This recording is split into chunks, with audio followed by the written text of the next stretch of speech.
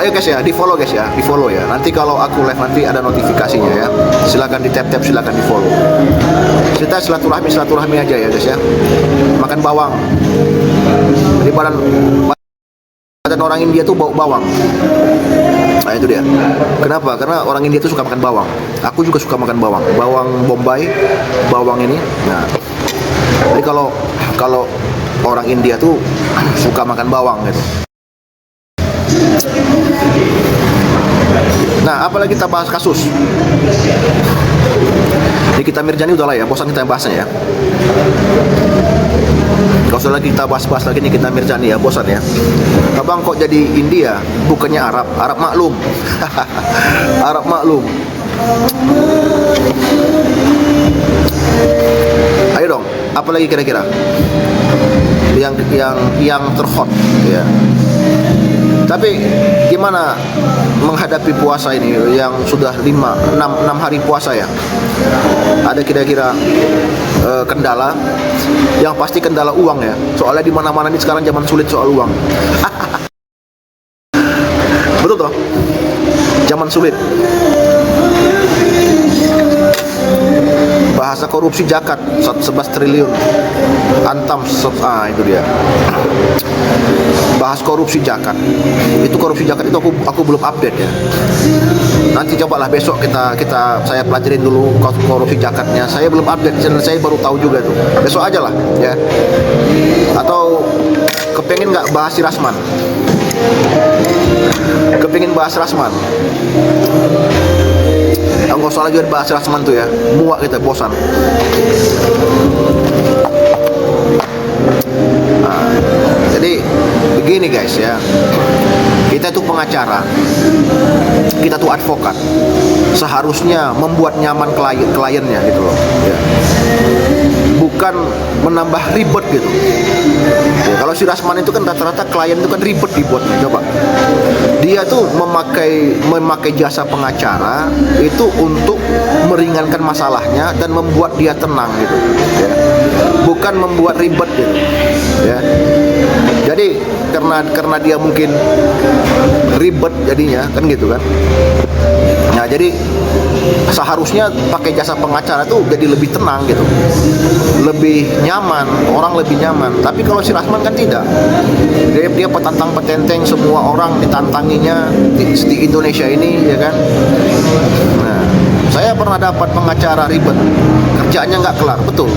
Jadi gini ya, bagi kalian yang mau sewa pengacara, ingat, kalau ada pengacara yang menjanjikan kemenangan, nah itu penipu itu ya.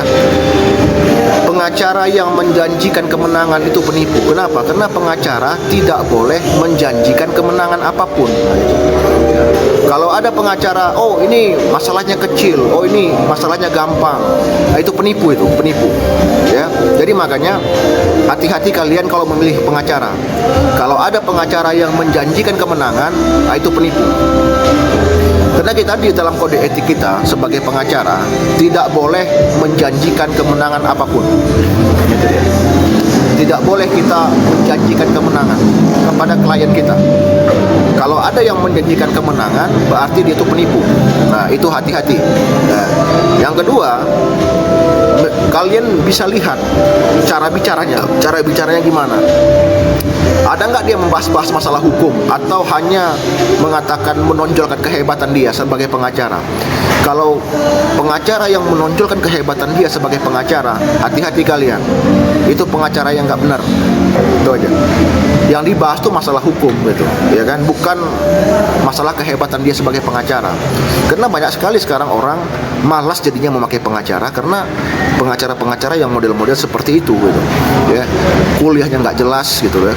Bisa jadi pengacara, coba. Kuliahnya nggak jelas. Ya. Macam Rasman itu kan kuliahnya kan diperdebatkan. Ya.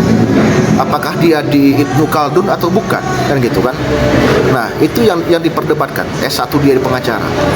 Nah, karena dia mungkin viral, orang memakai dia, dan mungkin ada nggak kira-kira klien-klien itu puas atas kinerja dia, atas kinerja si Rasman ini, kan begitu. Nah, itu Itu yang mesti kalian ingat. Jadi hati-hati kalian kalau memilih pengacara. Kalau ada pengacara yang menjanjikan kemenangan, segera tinggalkan itu. Tinggalkan itu, pengacara itu bukan pengacara tapi pembohong. Kalau pengacara ikut-ikut emosi sama lawan, klien gimana bang? Nggak boleh atuh, ya. Nggak boleh atuh. Ya, kita tuh pengacara bukan preman gitu, ya. Kalau macam saya ada yang menipu klien saya panggil, saya somasi, saya undang ke kantor. Saya bicara, tanya baik-baik. Kamu mau gimana? Ya kan? Diselesaikan di luar hukum atau bagaimana? Ya. Kalau dia marah-marahi lawan dia, ya kan, marah-marahin lawan dia, itu udah nggak bener. Jadi dia preman, bukan pengacara gitu. Pengacara tuh tidak boleh seperti itu, marah-marah apa, nggak boleh. Dia harus soft, lembut gitu. Ibaratkan kita ini sama kayak dokter. Kita ini sama dokter gitu, ya. Jadi makanya aku lihat si Rasman itu kan marah-marah, ya kan, menantangin orang, ya kan. Akhirnya diam sendiri dia kan. Udah mau masuk penjara dia sebentar lagi. Akhirnya diam sendiri dia. Kenapa? Seolah-olah jangan dianggapnya dia tuh koar-koar, ribut-ribut, orang takut sama dia. Enggak, gitu. Bukan takut orang sama dia gitu. Gitu. Ya. Nah, ingat ya, yang saya bilang tadi, kalau ada yang menjanjikan kemenangan, kalau ada pengacara yang hanya menonjolkan kehebatan dia, nah, itu tinggalkan itu guys, ya. Itu pengacara nggak bener. Kenapa belum dipenjara juga bang dia? Ini kan masih di proses pengadilan. Kita lihat nanti, ya. Apa nanti putusan hakimnya? Kalau dia dinyatakan bersalah, ya masuklah dia. Kalau memang hukumannya masuk, takutnya hukumannya percobaan gitu. Menurut abang kasus yang lagi viral gimana bang? Kasus yang lagi viral itu memang kasusnya Nikita Mirzani sih, tapi sudah kita bahas kan. Nikita Mirzani mengatakan masalah TPPU, dia bukan pejabat, dia bukan bagaimana ya, tapi pada intinya ya, TPPU itu harus ada tindak pidana pendahuluan. Contohnya korupsi gitu. Korupsi, apakah aliran dana itu dibelikan ke yang lain atau disamarkan seolah-olah diperoleh secara halal gitu. Nah, itu pencucian uang namanya. Baru bisa masuk. Kalau tidak ada pidana pendahuluan, tidak bisa. Apa misalnya pemerasan, ya kan? Penipuan, penggelapan, ya kan? Nah, kalau dia dibelinya uang yang patut diduga diperoleh secara tidak sah, dibelikan dia ke tempat yang lain, ya kan, patut diduga untuk menyamarkan hasil asal usul uang tersebut, nah itu TPPU. Nah itu dia, itu TPPU. Paham ya? Nah itu dia. Nah, jadi makanya kata Nikita Mirzani, saya nggak bisa terkena TPPU, saya bukan pejabat. Bukan, semua orang bisa gitu. Yang paling penting ada pidana pendahuluannya. Korupsikah dia, menipukah dia, ya kan? Atau penggelapankah dia? Ya itu. Yang kedua memang agak aneh juga tuh, penyuapan, percobaan penyuapan itu atau penyuapan itu memang telah terjadi sih, tindak pidana telah terjadi. Uang itu telah menyeberang gitu. Yang kabarnya itu dibelikan ke DP rumah ya, ditransfer ke properti atas nama Nikita Mirzani. Itu sudah masuk, itu pidananya sudah masuk. Itu dia. Tetapi memang anehnya si pelapor ini, si dokter RG ini, dokter R ini, dia tuh seolah-olah ingin menjebak gitu, ya, ingin menjebak dia yang kayaknya aktif ya, menghubungi Nikita Mirzani, menghubungi Doktif juga, sampai katanya sempat datang ke rumah Doktif gitu untuk menawarkan uang, ya kan? Ini sebetulnya kan bukan pemerasan ya, ada juga unsurnya bahwasanya ini dijebak gitu loh, ya kan? Tetapi memang si Nikita Mirzani yang termakan gitu. Kalau Doktif tidak termakan, ya dia datang ke rumah Doktif sama suaminya, dokter R ini. Doktif tidak mau ketemu, ya kan? Dicoba hubungi dengan berbagai pihak, termasuk dengan telepon, direkam, ya. Yang paling penting ya percobaannya apa. Iya, unsur penyuapan dan saya rasa lebih tepatnya itu dijebak ya. Kalau saya mah itu jebak karena si dokter R menghubungi Doktif, dokter R menghubungi Nikita Mirzani. Alasannya apa itu kira-kira? Kenapa dia yang sibuk gitu menghubungi orang-orang ini? Kalau setahu saya ya, kalau penyuapan ya, pemerasan, misalnya si A ada fotonya sama perempuan lain. Si A ini ada misalnya pejabat. Saya bilang, kalau kau tidak kasih uang saya 100 juta, foto kamu akan saya sebarkan ke koran, ke media. Nah itu saya rasa baru cocoknya dikatakan dengan pemerasan ya kan. Tetapi kalau misalnya dia yang aktif menghubungi, ya kan, dia yang aktif menghubungi si Nikita, aktif menghubungi si dokter detektif, tujuannya itu apa gitu, ya kan? Tujuannya apa? Kenapa dia aktif, sibuk gitu, ya? Kenapa dia sibuk? Seharusnya kan kalau misalnya dikata pemerasan, ya seperti tadi si A tadi misalnya ada foto bugil dia atau foto tidak senonoh dia dengan perempuan. Saya telepon si A, kalau nggak kau transfer 100 juta fotomu ini aku sebarkan ke orang-orang, ya kan? Nah itu baru pemerasan. Tapi kan ini yang aktif menghubungi ini kan si dokter R kan gitu, betul kan? Si dokter R yang menghubungi ini, si dokter R yang menghubungi si Mael, si dokter R yang menghubungi si Doktif, itu loh, ya kan? Sepakat ya? Nah saya rasa itu jebakan sih memang, ya kan? Yang bodohnya lagi si Nikita itu termakan jebakan itu gitu loh. Ya. Iya. Jadi itu dia. Nanti di pengadilan, makanya biar terbuka di pengadilan. Yang kedua, motifnya si dokter R ini apa? Mengkasih uang supaya tutup mulut, jangan direview produk dia. Ya, itu apa motifnya? Nah, itu juga yang harus kalian tahu kan. Kita tuh sekarang harus cerdas juga gitu, ya. Jangan mudah termakan isu-isu. Tapi jujur saja, saya ini dengan adanya kehadiran Doktif ini memang sangat membantu bagi masyarakat yang seperti kita ini, masyarakat kelas menengah ke bawah ini, yang awalnya kita tuh ngumpul uang makan Indomie untuk beli skincare yang mahal yang dijual si Dr. Richard itu, yang DNA ikan lele yang diganti pakai apa, stikernya diganti gitu, wet tomato yang pakai apa gitu kan, yang pakai stiker gitu kan. Kita tuh makan Indomie berhemat. Dengan adanya Doktif ini semua terbuka, dan juga kita tahu bahwasannya skincare tuh nggak harus mahal. Saya tuh pakai yang direkomendasikan Doktif itu apa, Hanasui itu saya pakai harganya 30.000 ya, dan juga cocok di wajah saya. Maaf Pak, itu semua dari Dokter O semua. Kita tidak bisa menduga-duga ya.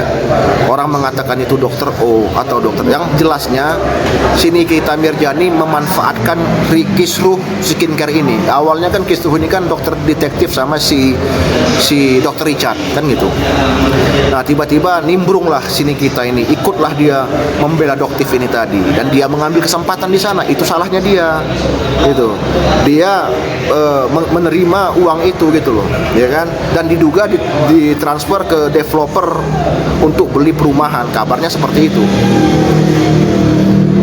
Jadi kabarnya seperti itu, maka bisa jadi tersangka kan gitu kan. Nah, dan tindak pidananya telah terjadi gitu. Nah, kalau Dokter Oki dikatakan awalnya Dokter Oki apa ya, kita lihat saja nanti di pengadilan. Tapi yang jelasnya pertanyaannya Dokter R itu kenapa ya kan menghubungi, dia lebih aktif komunikasi gitu.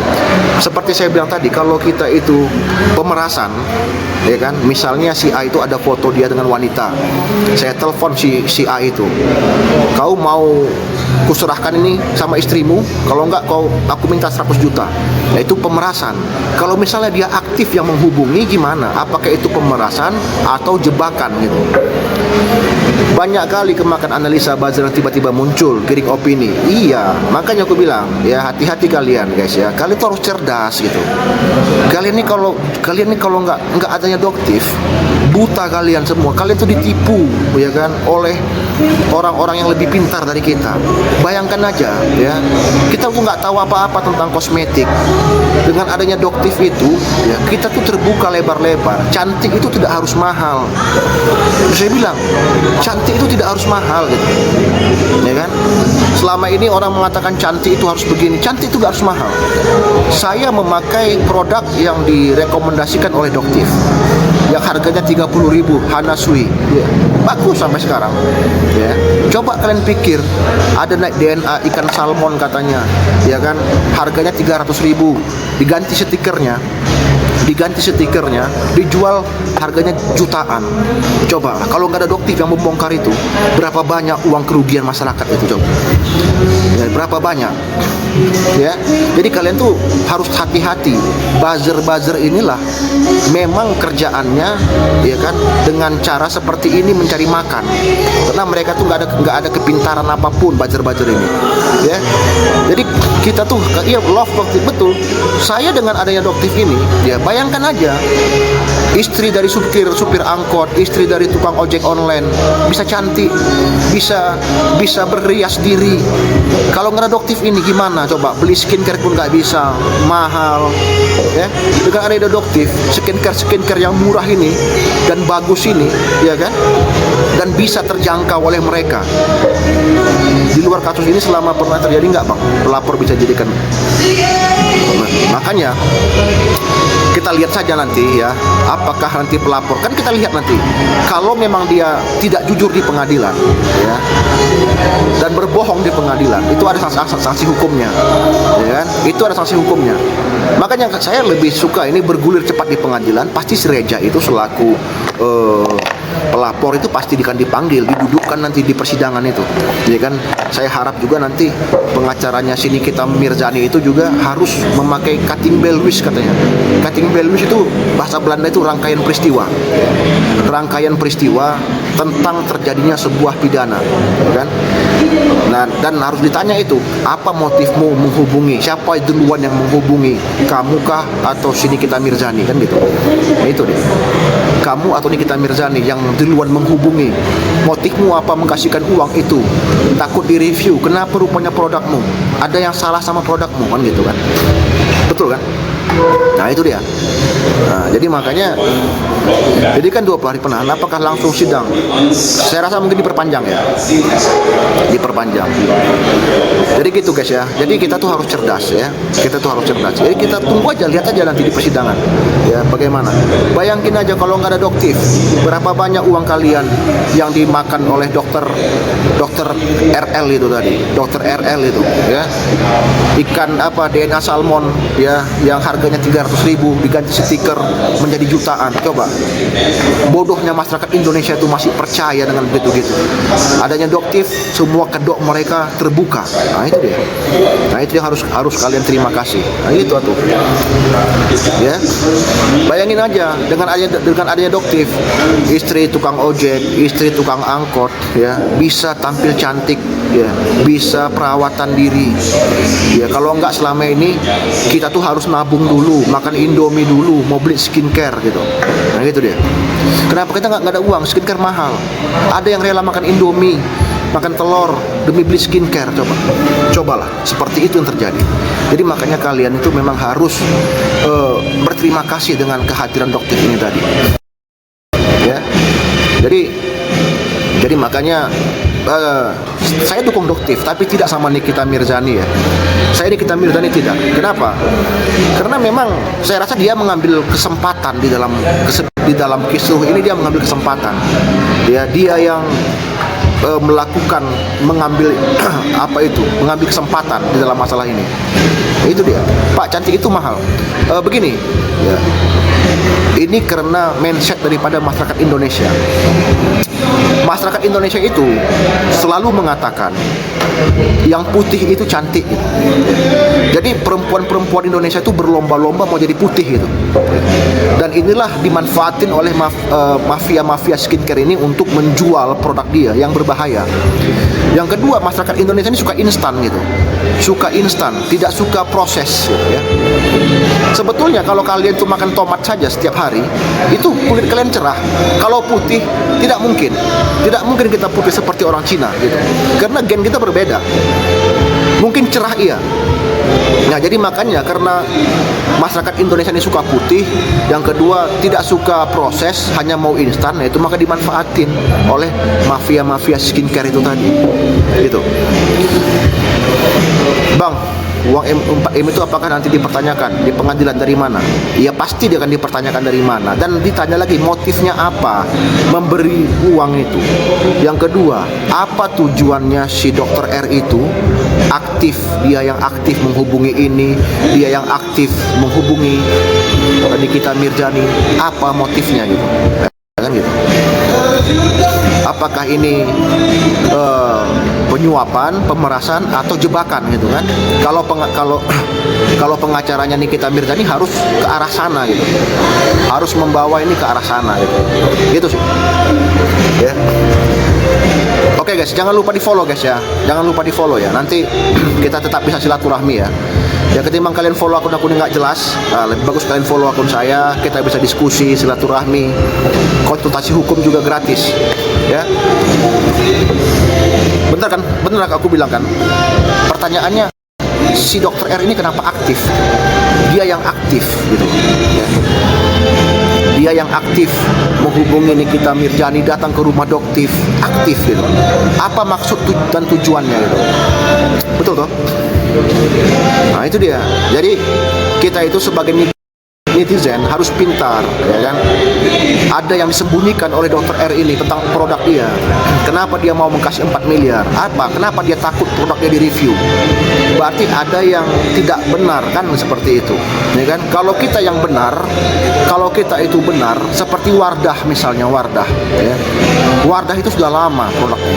Tapi kita nggak pernah dengar produk dia itu cacat gitu. Ya. Wardah, kita nggak pernah dengar produk dia itu bermasalah gitu. Wardah, kita